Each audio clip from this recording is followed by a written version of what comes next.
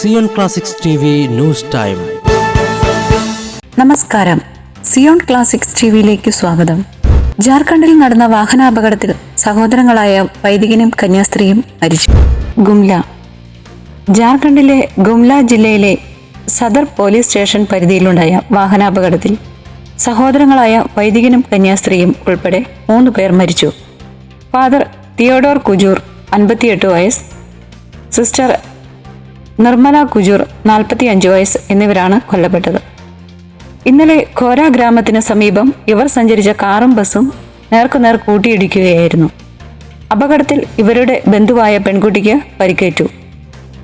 നാട്ടുകാരുടെ സഹായത്തോടെ എല്ലാവരെയും പുറത്തെടുത്ത് ഗുംലയിലെ സദർ ഹോസ്പിറ്റലിലേക്ക് എത്തിച്ചെങ്കിലും ജീവൻ രക്ഷിക്കാനായില്ല.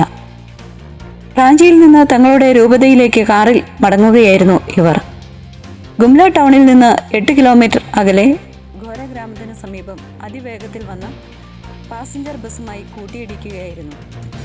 കാറിൽ യാത്ര ചെയ്ത 6 വയസ്സുള്ള ജോസഫിൻ മിഞ്ച് എന്ന പെൺകുട്ടിയെ പരിക്കുകളോടെ ആശുപത്രിയിൽ പ്രവേശിപ്പിച്ചിട്ടുണ്ട്.